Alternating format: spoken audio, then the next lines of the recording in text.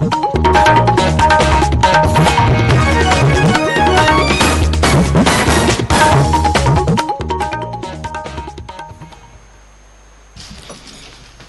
آکاشوانی کا سری نگر اسٹیشن ہے۔ اردو خبروں کے اس بلیٹن کے ساتھ میں ہوں بسارت گل۔ سب سے پہلے headlines. Lieutenant governor Manoj Sinha نے سری نگر میں پینشنر سمیلن کا کیا افتتاح۔ کہا بزرگ شہریوں کا خیال رکھنا اور انہیں سماجی تحفظ فراہم کرنا انتظامیہ کی اعلیٰ ترجیح۔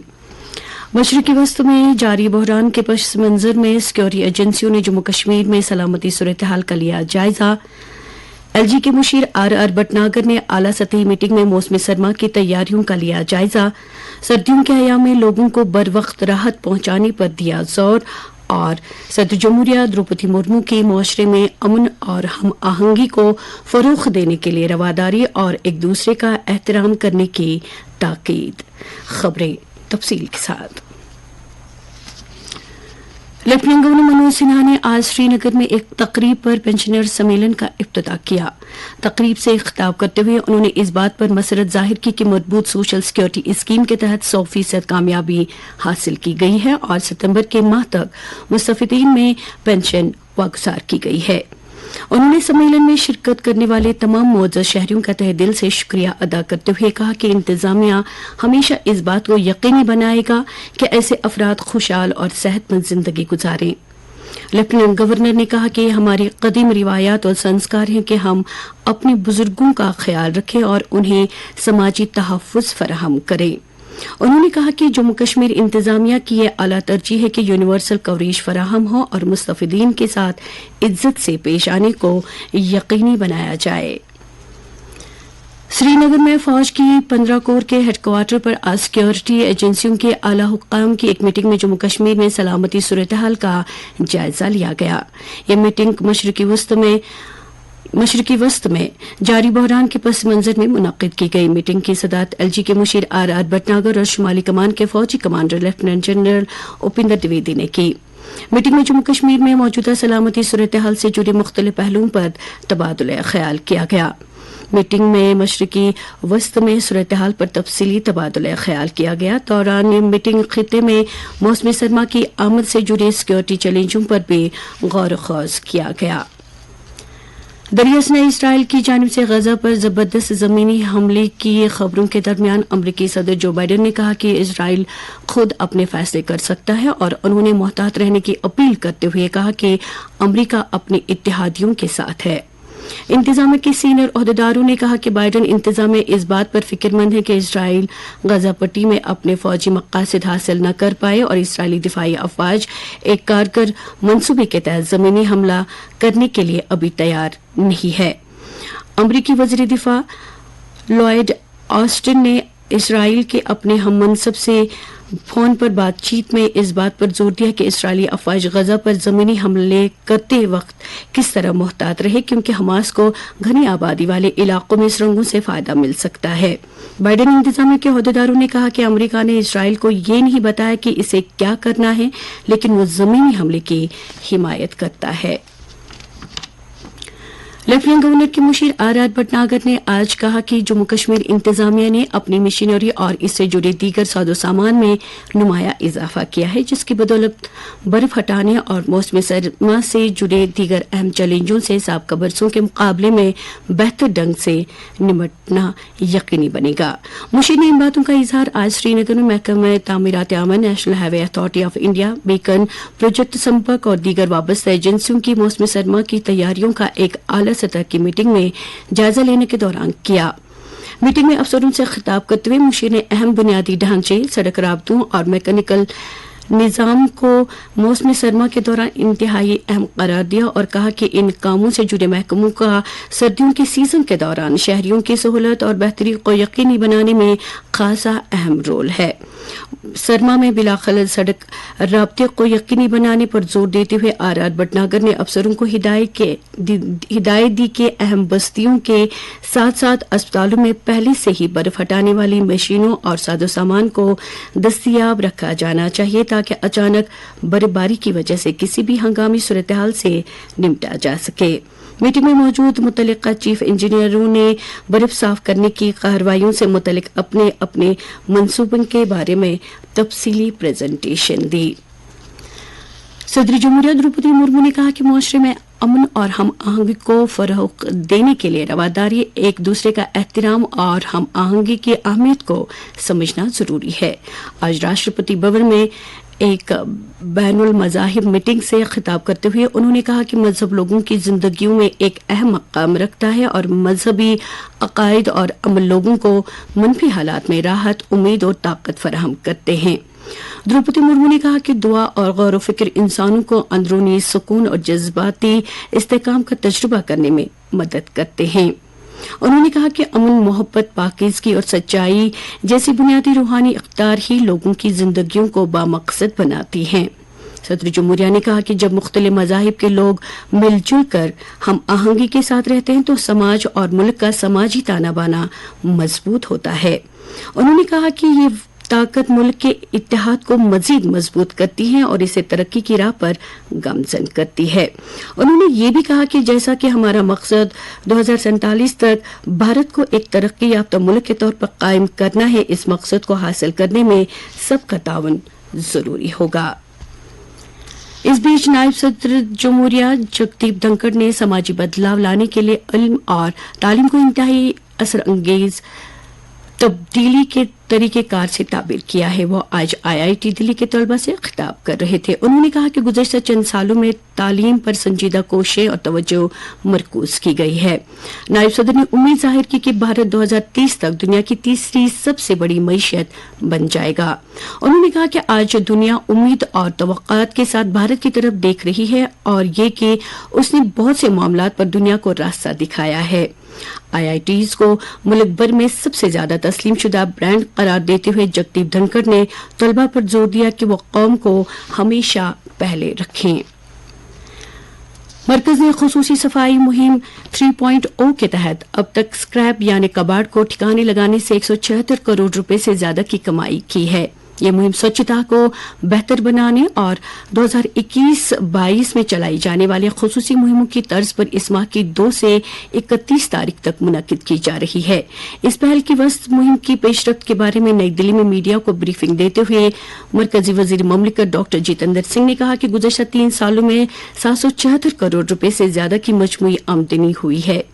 उन्होंने सफाई के बारे में बेदारी फैलाने के लिए कूड़ा करकट को तरगीब देने की बात की। डॉक्टर सिंह ने कहा कि बस के साइज की एक बड़ी गाड़ी बनाई गई है जिसे रिसाइकलिंग ऑन व्हील्स का नाम दिया गया है। उन्होंने कहा कि ये बहुत कम वक्त में कूड़े करकट को रिसाइकल करता है और खामाल को बाहर लाता है जिसे बाद में कागज की सन्नत और प्लास्टिक की सन्नतों में इस्तेमाल किया जा सकता है। ये खबरें आप आकाशवाणी के श्रीनगर स्टेशन से सुन रहे हैं। एक मुल्क एक चुनाव से मुतल्लिक कमेटी की दूसरी मीटिंग आज शाम नई दिल्ली में होने वाली है। साबिक सदर जमहूरिया रामनाथ कोविंद की सरबराही में 8 अरकान पर मुश्तमिल कमेटी लोकसभा और रियासतों की असेंबलियों के इंतखाबात एक साथ कराए जाने के मामले का जायजा ले रही है। मज़कूरा कमेटी भारत के आइन और दीगर आईनी दफात के तहत मौजूदा ढांचे के दायरे में सिफारिशात पेश करेगी। ये कमेटी इस बात का भी जायजा लेगी कि आया आइन में तरामीम के लिए रियासतों की तरफ से तौसी की जरूरत होगी या नहीं। कमेटी ने पिछले महीने अपनी पहली मीटिंग में मुल्क में एक साथ इंतखाबात कराए जाने के मामले पर तस्लीमशुदा कौमी सियासी पार्टियों और रियासी पार्टियों की राय और उनके ख्यालात मालूम करने के लिए मुद्दों करने का फैसला किया था। कमेटी ने इस मामले पर भारत के लॉ कमीशन को भी मुद्दों करने का फैसला किया था ताकि वो अपनी तजवीजें और नुक्ते नजर पेश कर सकें। Jammu Kashmir national health mission ने आज सितंबर 2030 के महीने के लिए अस्पताल मैनेजमेंट इंफॉर्मेशन सिस्टम पर सेहत आमा की सहूलियत की दर्जाबंदी जारी की। हुकूमत के एसोसिएटेड अस्पतालों के जुमरे में मेडिकल कॉलेजों में पहला दर्जा GMC राजौरी ने हासिल किया है। डिस्ट्रिक्ट अस्पतालों के जुमरे में गवर्नमेंट अस्पताल गांधी नगर जम्मू ने पहली पोजीशन हासिल की है, जबकि कम्युनिटी हेल्थ सेंटरों के जुमरे में CHC बिजवाड़ा ने पहला दर्जा हासिल किया है। JNK ई सहज यानी electronic system for automation of hospital administration JNK پہل کا باقاعدہ آغاز 4 نومبر 2022 کو جشن صحت کے حصے کے طور پر لیفٹیننٹ گورنر نے مختلف قسم کی سہولیات کے لیے کیا تھا۔ Principal secretary education Alok Kumar نے آج پیا میں ایک میگا عوامی دربار کی صدارت کی تاکہ ضلع کے لوگوں کی شکایت سنی جا سکے۔ دن بھر چلنے والی عوامی شکایت کے ازالے کے کیمپ کے دوران سینکڑوں لوگوں نے عوامی دربار میں دورے پر آئے افسر کے سامنے اپنے مسائل پیش کیے۔ D D C council, M C کونسلروں، فروٹ گرووروں، تاجروں، قبائلی رہنماؤں، کارکنوں، سول سوسائٹی کے اراکین، ایس ایس جی کے اراکین سمیت دیگر کئی وفود نے اور مقامی لوگوں نے اپنے علاقوں کی ترقیاتی مطالبات حل کے لیے پیش کیے۔ پرنسپل سیکریٹری نے عوام کی طرف سے ابھارے گئے عوامی اہمیت کے مسائل کو غور سے سنا اور جائز مطالبات کو جلد حل کرانے کا یقین دلایا۔ عرس مبارک حضرت شیخ سید عبد القادر جیلانی رحمۃ اللہ علیہ 27 اکتوبر بروز جمعہ کو درگاہ غوثیہ خانیار سری نگر میں مذہبی عقیدت و احترام کے ساتھ منایا جا رہا ہے۔ آستان عالیہ میں کل نماز عشاء کے بعد رات بھر خدمات المعظمات، درود اذکار، نعت و مناجات اور وعظ و تبلیغ کی مجالس تا نماز فجر جاری رہیں گی۔ جمعہ کے روز عرس مبارک پر ہر نماز کے بعد معین پاک حضرت غوث العظم دستگیر صاحب رحمۃ اللہ علیہ کی جلوہ نمائی کرائی جائے گی۔